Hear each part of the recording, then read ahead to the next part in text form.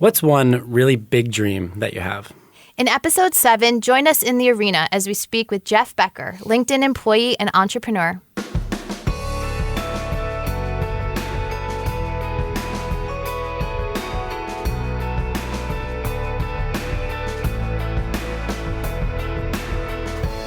Hey listeners, welcome to In the Arena. I'm Jackie Goldberg. And I'm Leah Smart. And today we're going to be speaking with Jeff about his journey around side hustling. So first, what I want to do is introduce what we're doing and why we're doing it. Really, for us, this is about trying to explore people's recipes for fulfillment. So we talk a lot on the show about authenticity, fulfillment, and all these different things. One of the awesome kind of ideas that came up for us was understanding how people achieve whatever fulfillment means for them. And it can mean many different things. So one of the forms it takes is doing something on the side that you're passionate about, that you find purpose in, and keeping your day job, right? So we're really excited to explore that with Jeff, understand a little bit more about his journey, and hopefully inspire you guys to do something that you've always wanted to do as well.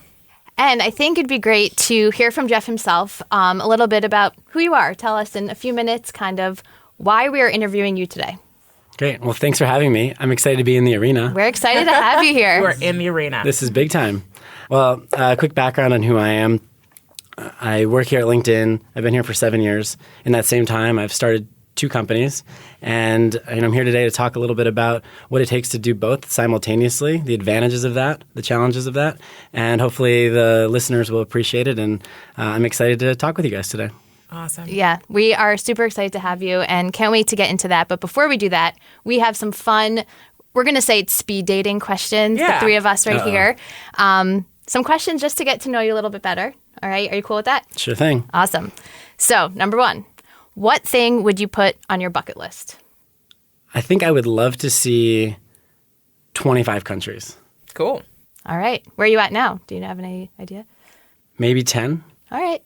15 to go. I think once you get beyond 10 or 15, it starts to get really interesting. Yeah. So I'm excited to see what that's like.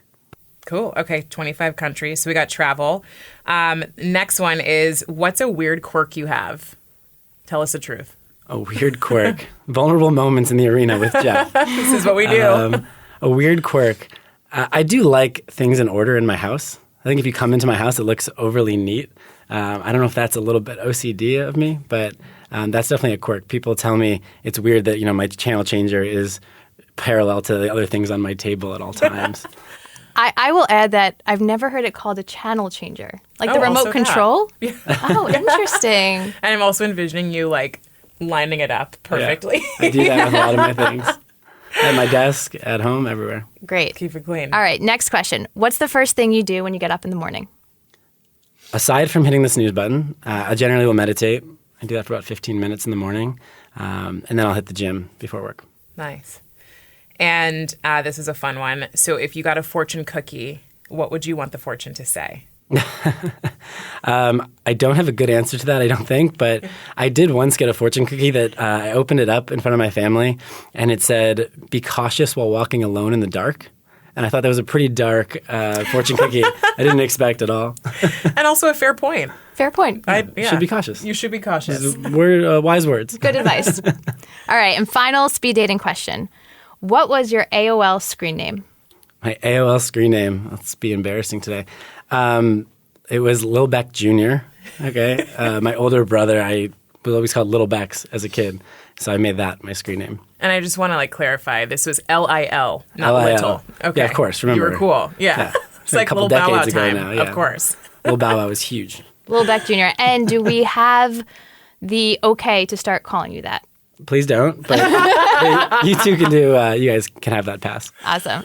Well, thank you for breaking the ice with us, being a little vulnerable, but would love to dive in and learn a little bit more about your company. So I think we're really interested in, you shared that you started 2 companies in the 7 years that you've been here at LinkedIn. What kind of got you to that point of wanting to start your own company? I appreciate the question. I, as a kid, was always inventing things. My brother and I would make websites as kids. We would invent knickknacks. And when I graduated college, I became a copier salesman, which couldn't be further from doing your own thing and then starting your own company.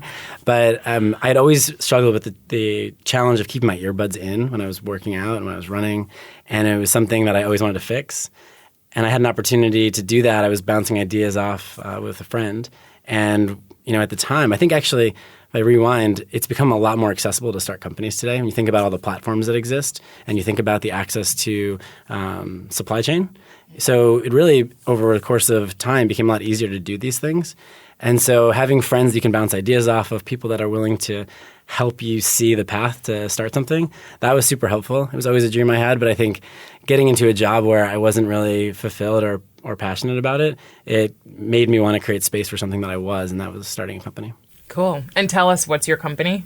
The company that I started first was called Earhooks. We make a silicone attachment for earbuds in addition to selling things like headphones, speakers, charging banks, all kinds of good stuff on our website. Amazing. And you said there's a second one, so tell us that one too. There's a second one. 2 years ago, I started a consulting company called Venturistic.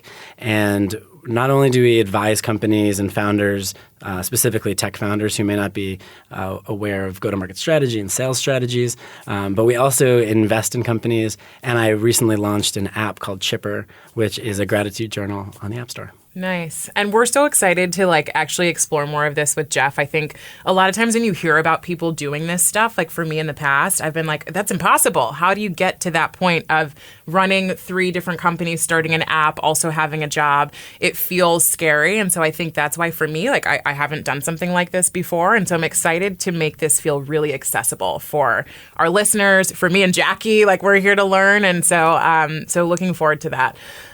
So I'd love to know, Jeff, when we were thinking about this, we talk a lot about the fulfillment piece and the authenticity piece and all of this, but I really want to know, what is the experience like for you to actually build something from literally, like you said, just bouncing ideas off to actually having a real product and business that's thriving? Well, I think you touched on the first part, which is that it's scary and, it takes a lot of confidence to get into doing your own thing. I think that's a must, though. You absolutely have to have confidence in yourself and in your ideas, and you've got to get people around you who are energized by that and put their energy in the direction of a good idea. You talk about inspired employees or inspired people in your networks. When you network with people who you aspire to be like, you become more like them. So I think that's the first thing, is gaining that confidence, because the confidence will lead to action. Action leads to reaction and sort of snowballs into this sort of what I call a perpetual pursuit. I would liken that to inertia. Like an object at rest stays at rest, an object in motion stays in motion. And so, Adventuristic specifically, we think about how do we get people and their ideas in motion? How do we get them to take that first step?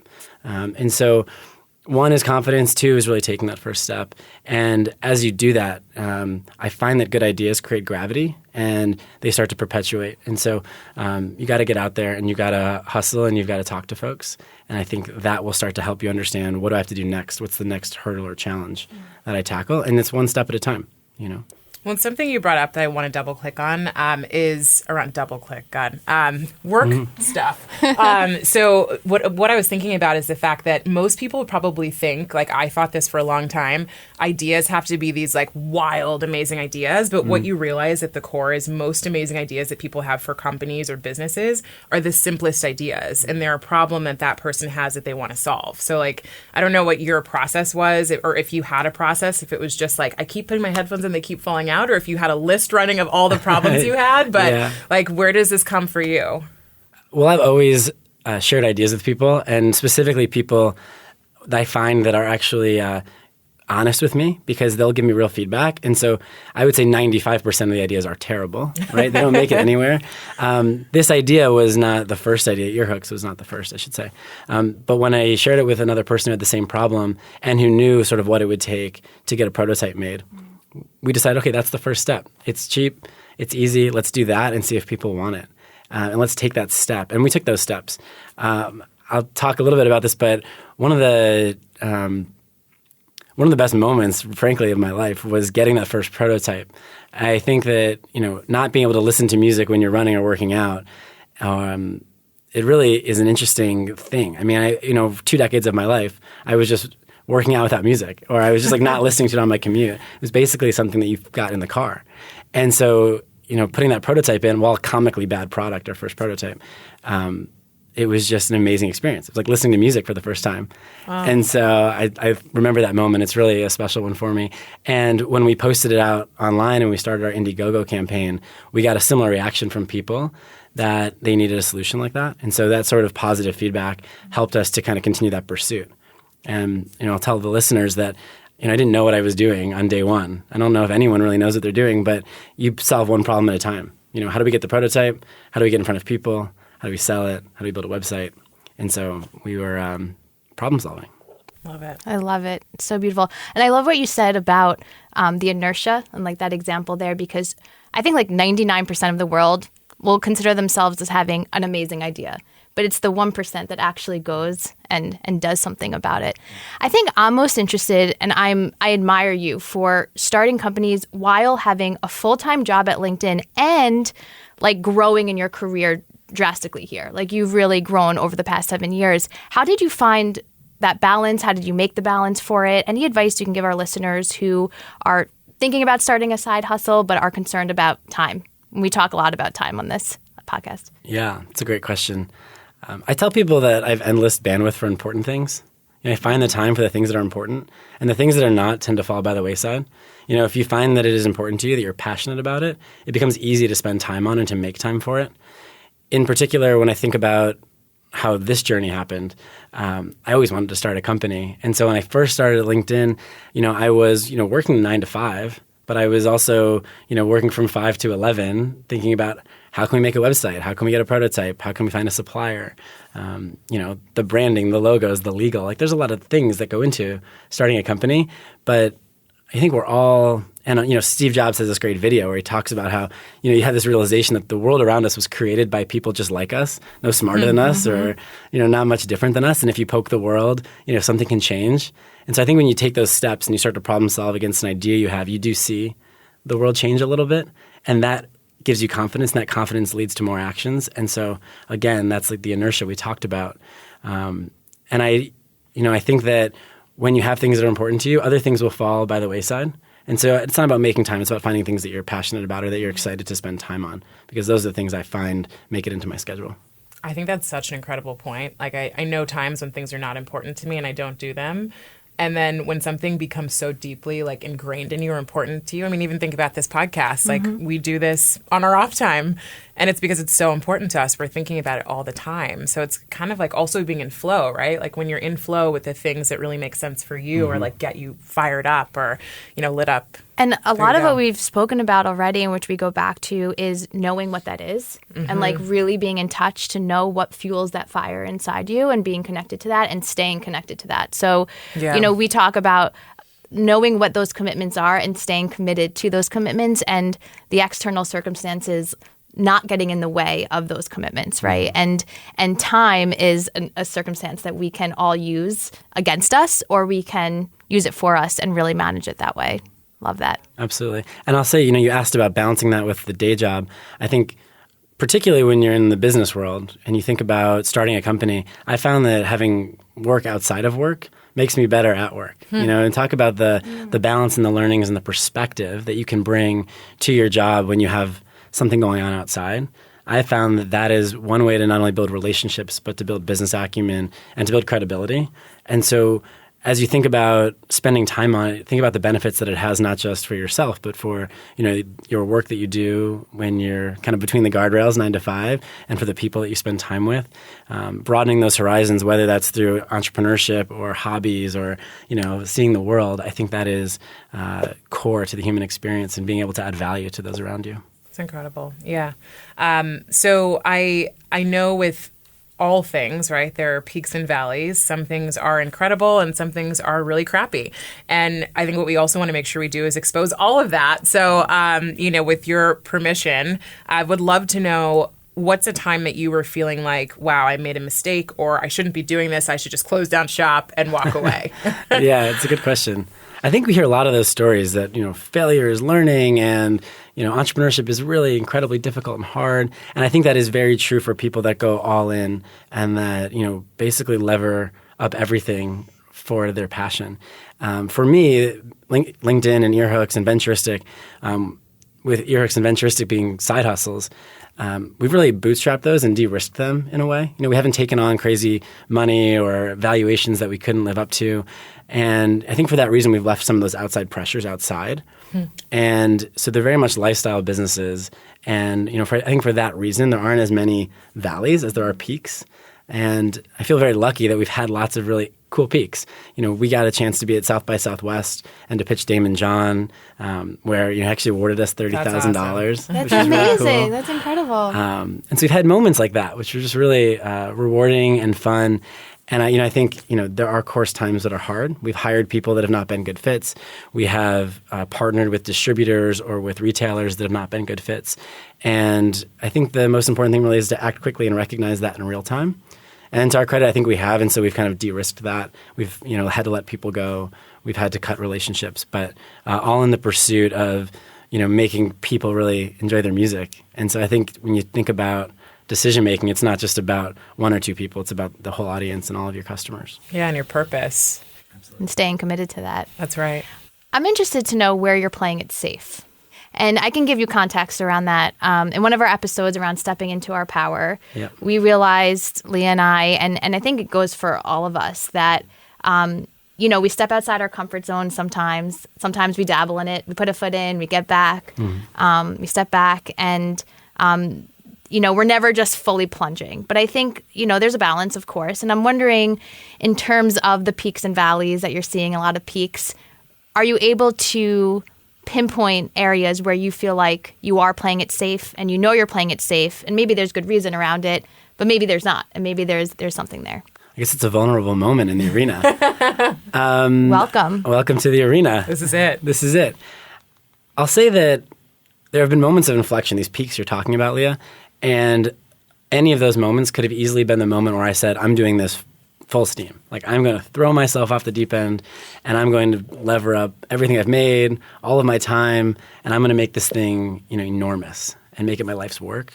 I don't think I've done that yet, and I haven't found something where I felt like that's the sort of commitment I want to give. But I am in search of that. I have found that people who have really done incredible things, and you read books like You Only Have to Be Right Once. Or you listen to some of these podcasts like How I Built This, or these TED Talks about these amazing entrepreneurs. And the one thing they have in common is that they really are going 150% on their ideas and on their passions. Yeah. So What I'm hearing you say, too, that I think is important to call out to our listeners is also just starting where you are and having self-compassion as you start where you are. So I think a lot of times, particularly in the tech industry, we see so many companies coming forward, getting millions and millions and millions of dollars, if not billions, in funding. And that can make this whole idea of starting something on the side or having a business feel very far away. So I'm hearing you sort of with the mix of like start where you are and allow that to be where you are. That can be success for you. And if you have a different vision, like at some point you're going to go after that too. Yeah. And I'm also hearing just a high level of self-awareness and questioning and asking yourself, is this right? What is next for me? What do I have right now? What do I want? And just being so aware of that, I think, I know for myself too, when it comes to passions, I get so overly excited that I just want to invest everything into it. And then I have to take that step back and be like, is this realistic? Does this make sense right now? And I feel like you do a really good job of that, right? Like you are just aware of kind of what you have and where you're going, and you're kind of pacing in that direction that's right for you.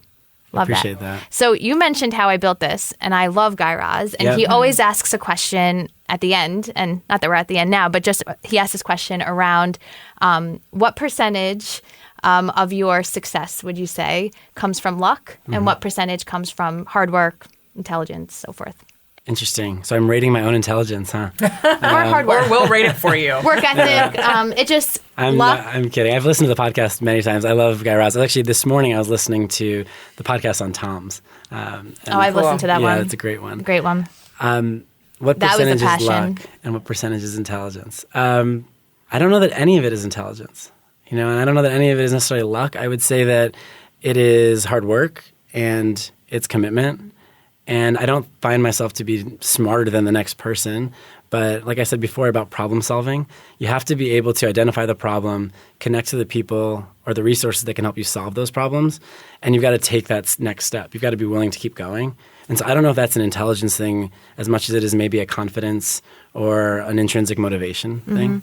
And I think by doing that, I've found at least that luck kind of finds you. Yeah. That when you, and both, by the way, at work or in a side business, when you can understand what the problem is and connect people to others that can help them solve that, that's really all it is. These are humans roaming the earth in pursuit of whatever it is that they're happy about. It makes them happy, that they're excited about.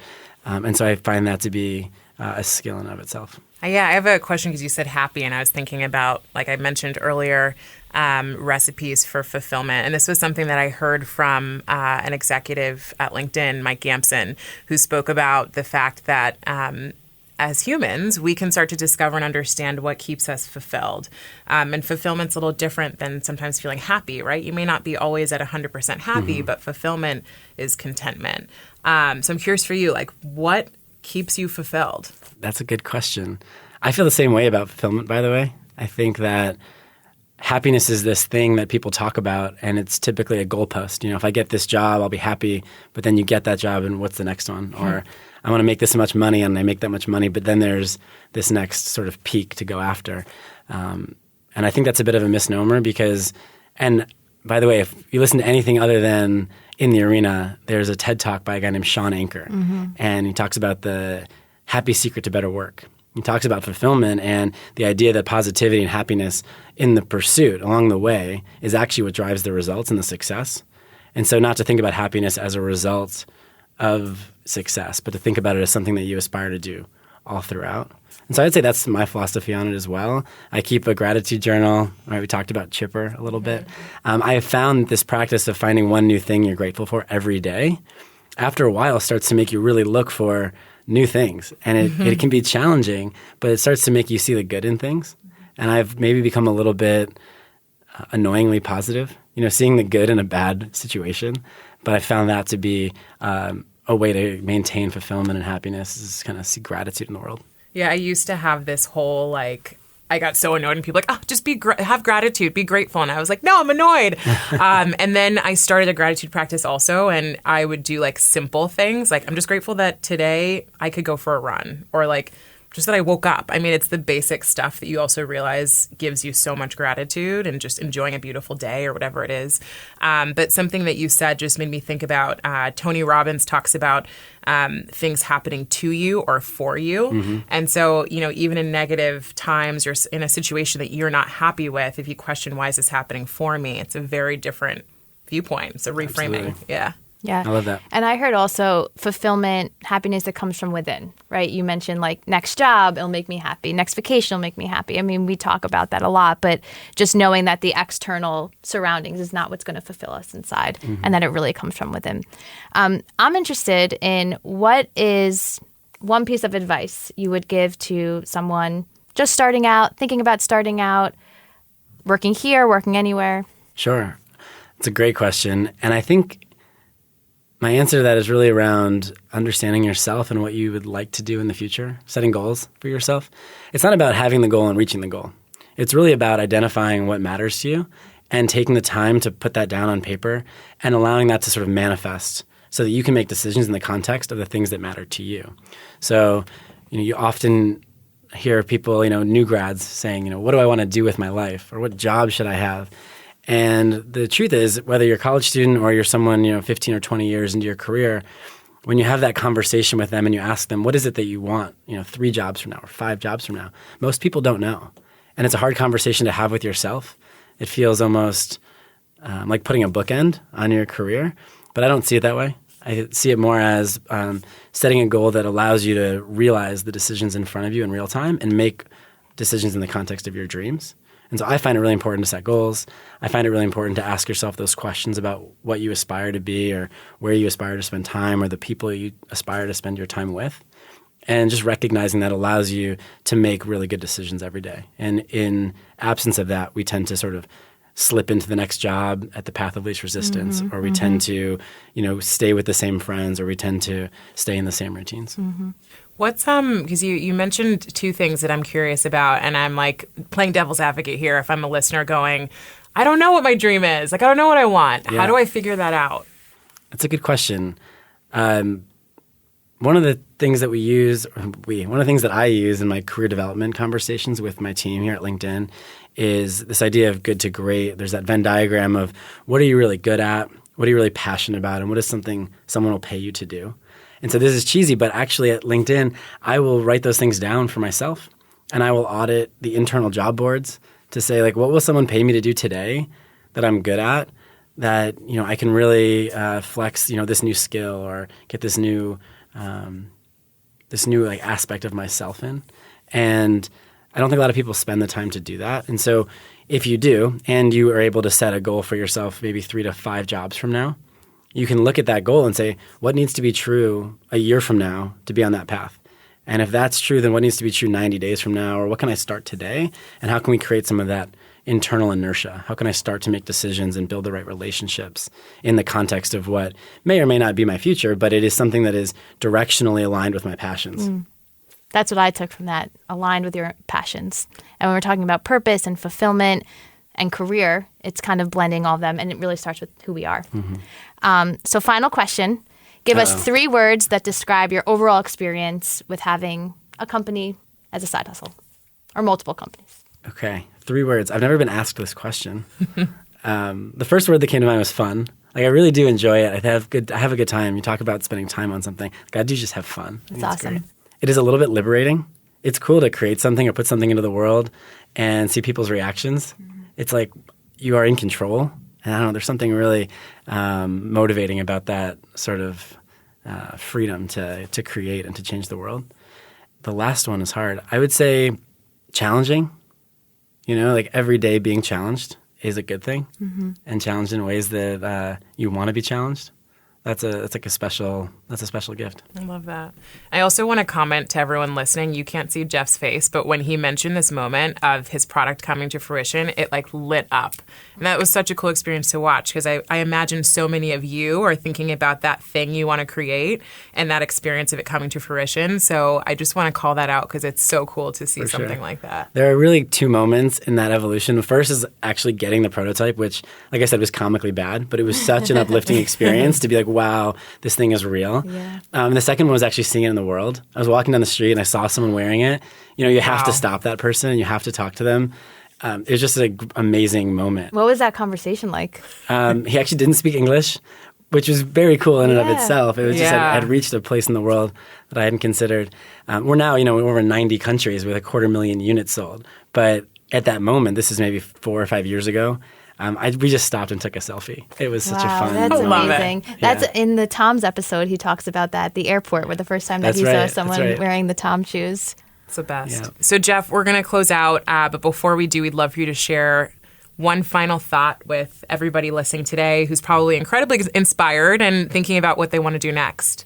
And we always end on a question, so it could be in a question form to let listeners kind of reflect on the conversation today and just give them your 2 cents in the form of a question. Sure. Well, we started with what is a big dream that you have. And so what I would ask all the listeners to do is write that down. And in the next step, think about what's one thing you could do today to set that idea in motion or that dream in motion and start to create some inertia for yourself. Awesome. High five to you. Love it. Love it. Thanks for joining us in the arena. And remember to look for us on go/mindfulness, iTunes, and now Spotify. Have a good day, everyone.